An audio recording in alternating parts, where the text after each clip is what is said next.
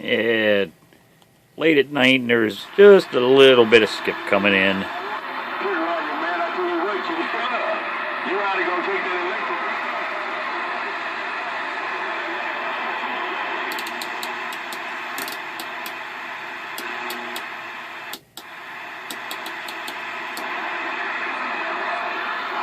So in any case, what we have here is a new old stock. Seemed to be a run on new old stock radios here recently, customers sending in. But this is another new old stock in the box. In the original manual package, and the all the original untouched accessories.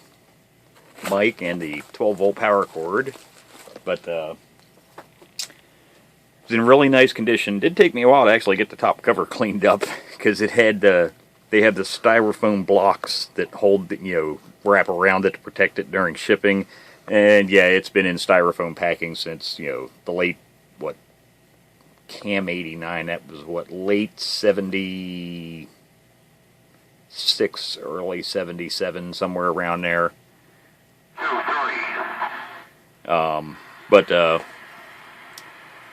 So yeah, it's been packed away since then, and I can pretty much guarantee this radio has never seen any use, because when I first turned it on, every single channel was dead, and after spinning the channel selector knob about 15 times, the channels started to come in. That's how oxidized the contacts were on it.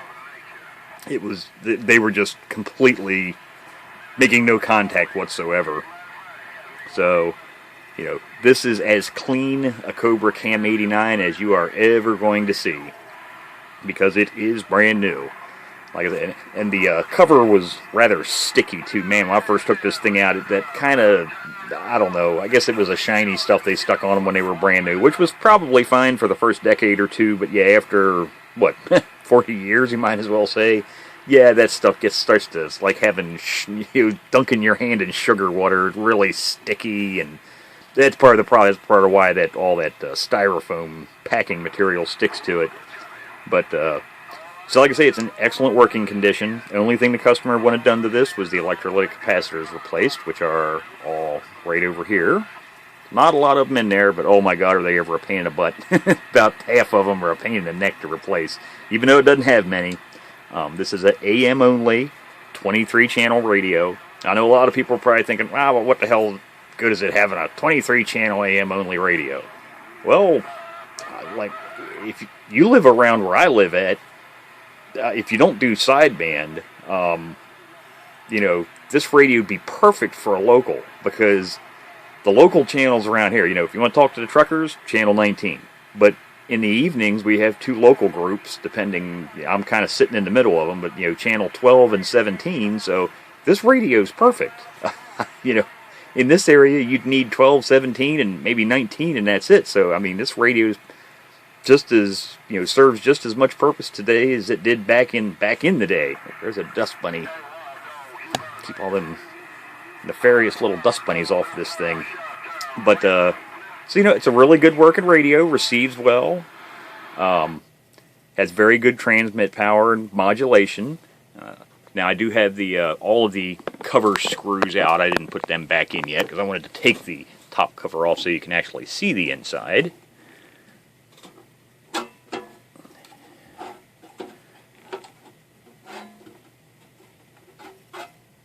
Carefully get this guy taken off. So just in case nobody's ever seen one, so this is a crystal synthesized radio, so there is no PLL chip. So synthesis is done with crystal mixing, so it's all these crystals right here, and then there's one more back here.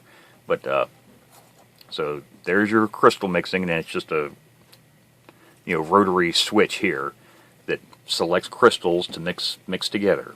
But as you can see, a lot less components than most radios you're used to seeing, especially if any of my videos of stuff I work on, sideband radios and whatnot. Not a boatload of electrolytic capacitors, as you saw.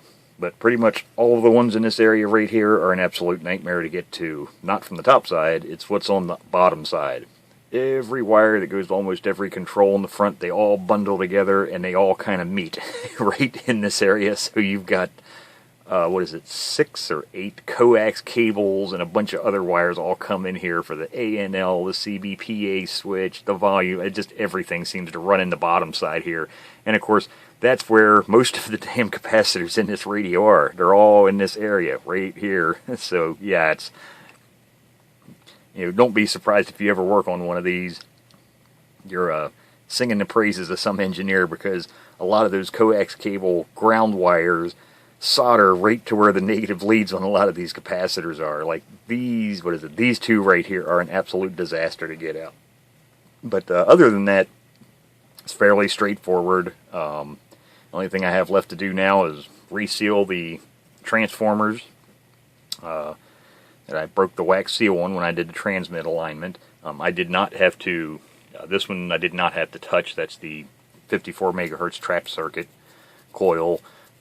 Checked that on Spectrum Analyzer and was perfectly fine, so there was no need to adjust that. Voltage on the power supply board, here's the voltage adjustment for that. Dead nuts on. It was 13.802, so you don't get much closer to 13.8 than 13.802, so 2 thousandths, within 2 thousandths of a volt. So, dead nuts on. But there you go. Just a quick preview. Like I say, nothing to go into great detail, because it is a, fairly, straightforward radio. Not a lot of fancy features. But, this is the predecessor, I guess you could say, to the later super radios, which would be like the Cobra 2000, because this was, one of their first ones with this slope-back design. And then, it kind of took off from there with the 135s and the 139s, and then you get into even like I say, the 2000, all basically the same style with this laid back control panel, and then speaker and meters.